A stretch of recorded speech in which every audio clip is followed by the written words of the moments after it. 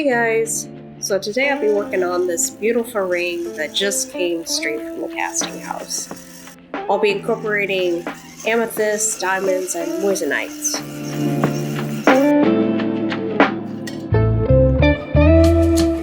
I do enjoy this process a lot, especially the beginning portion, because it's just so satisfying for me to get all the edges smoothed out, to remove all the small little lines that doesn't need to be there in order to get a fine, high polish later.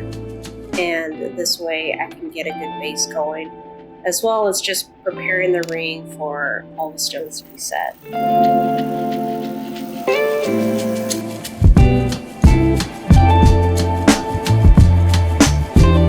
Now the tricky part is that occasionally I have to get a little creative on how I will get rid of those small lines and get rid of the top layer of the metal, and somehow make it easier for me to polish later. And just all the tiny little nooks and crannies I have to smooth out as well, not just the outside. The last thing I want to do is to polish for so much longer than necessary.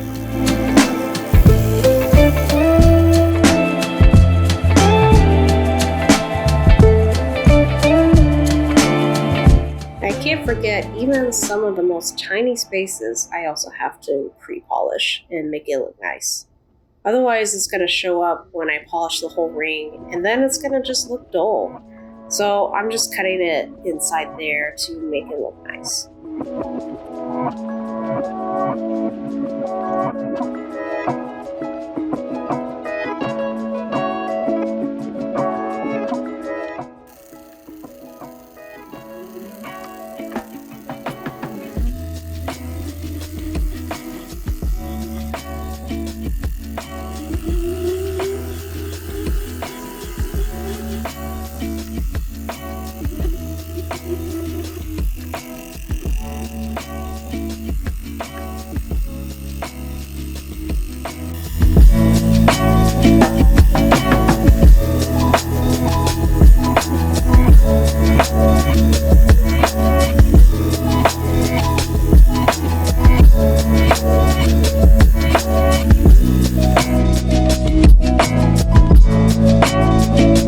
And over here we have diamonds and amethysts, and I'll be setting with diamonds first because they're much harder and they can handle a little bit of stress a little easier. So I'm just making room for them right before I start setting them.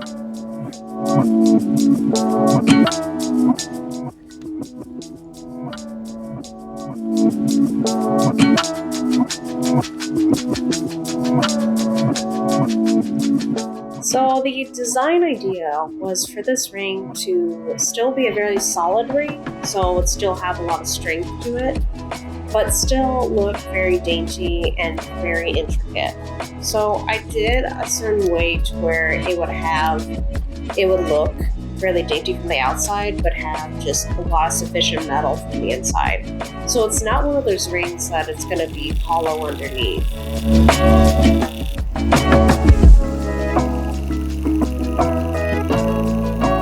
If I were to go over the CAD design again and to create this ring once more, I would have actually just removed what they call azures, which are just holes underneath the stones to bring light into them.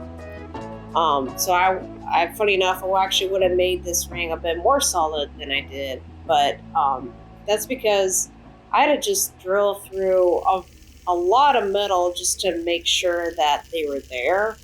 And the stones had just a lot of metal underneath them already, so I really didn't need to add azures for a ring like this. And all it really did for me was it just made it take longer, and just made this the process of stone setting just a lot more tedious than it needed to be.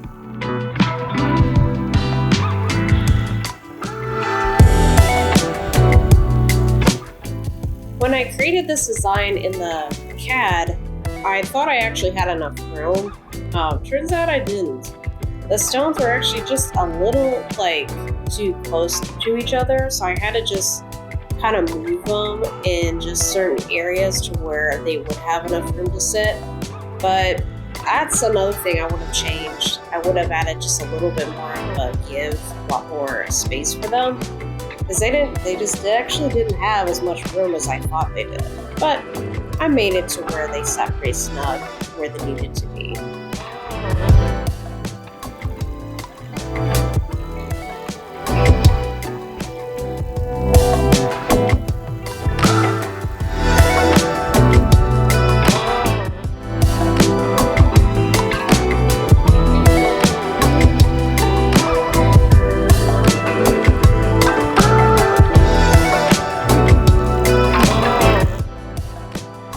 And I just finished setting the diamonds, and now I'm going to be setting the amethyst.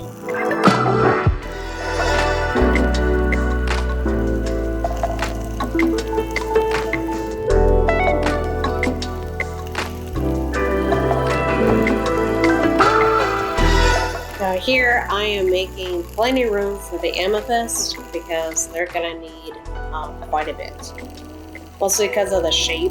They're quite a bit more roundy at the bottom than diamonds. Diamonds are a lot more triangular, more sharp, and colored gemstones in general just are shaped almost like spheres sometimes.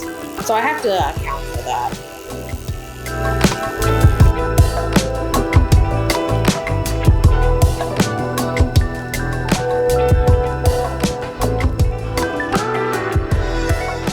If you ever wonder why amethysts turn purple, and they don't always start out that way. They actually turn purple from all the iron oxide that develops inside while it's crystallizing.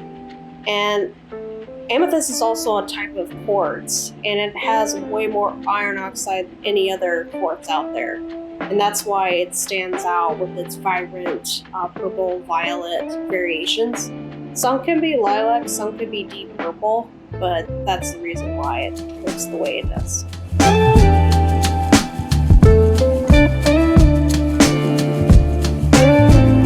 If you have an anniversary coming up and it's the 6th year, amethyst is the gemstone that's used for 6-year anniversaries.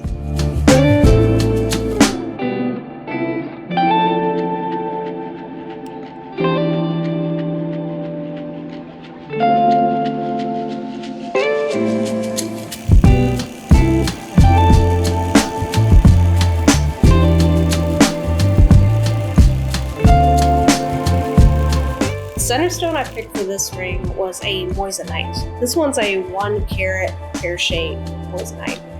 And these are the second hardest gemstones out there compared to a diamond. Moissanites, they typically actually have a higher brilliance than a diamond, which is why they're one of my favorites. Plus, they are very sturdy. Like, it's really close. And they also just hold up really well. They hold up as well as for jewelers to set, as well as soldering. They can handle heat pretty well. But diamonds still win as far as like the sturdiness, but Moissanites are just an unbelievably great choice for rings in general. I made one for my mom a couple years ago, and it just looks really great.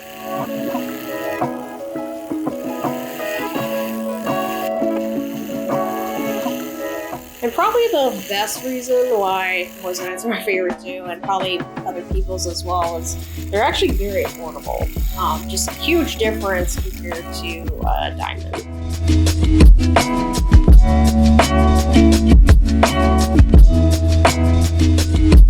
The metal I'm setting all these gems in is white gold, but specifically called white gold X1. And I picked it because you don't ever have to rhodium plate it, which is like a finish coating over white gold to make it look more white. And this one does not need it.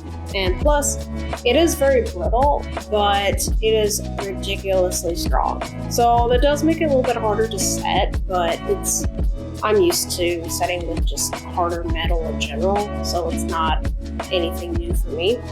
But it is a little bit more tricky to cast as well. However, once it's set, bronze are not going anywhere.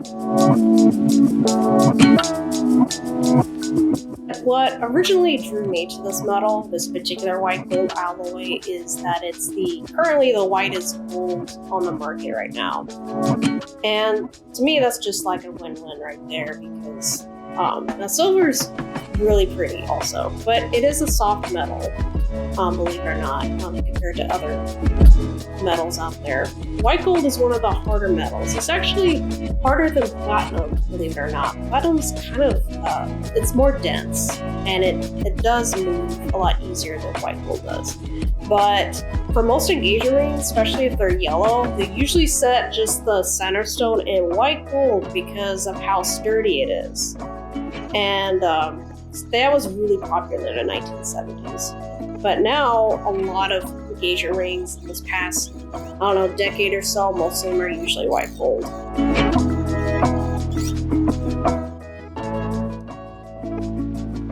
So I'm shaving these prongs down a bit more because we don't want them poking out too far. Otherwise, they'll snag on clothing and just won't be very comfortable. And it's also safer for the gem as well. You don't want any risk for the prongs to just like move or anything.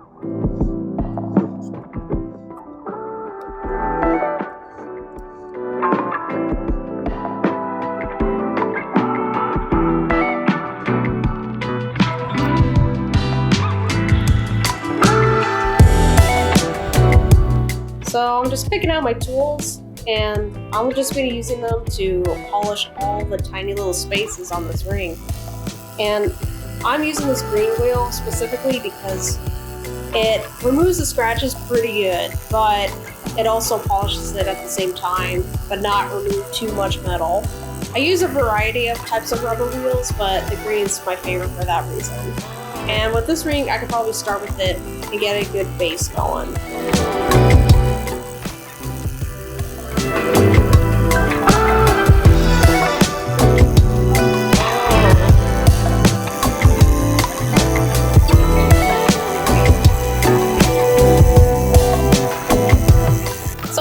With this step, I lightly brush it with one of my little brushes that have polishing compound in it, and then I use this ball that just gives it that extra nice bright polish to it. It's one of my favorite tools.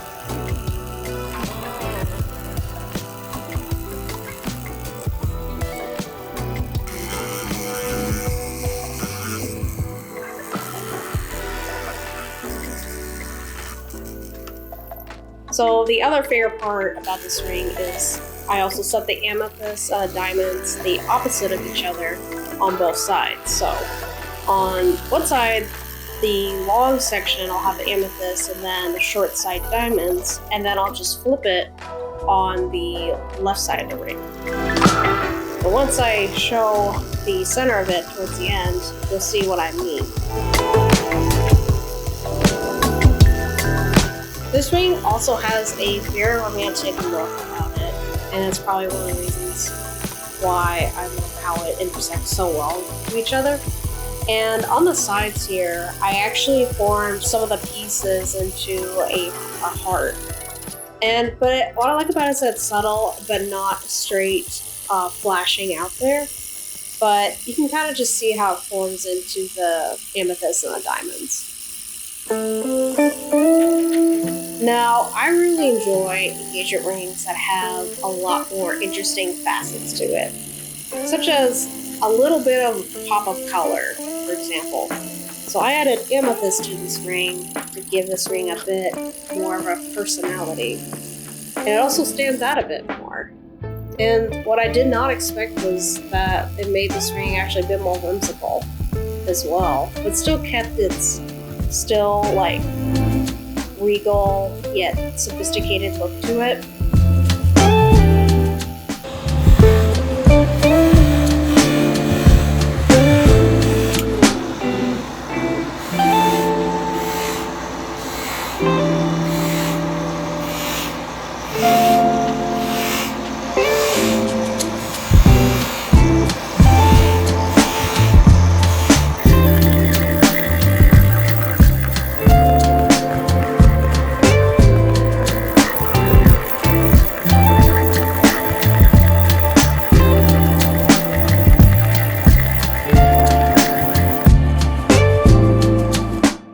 enjoyed creating this ring. It came out so well.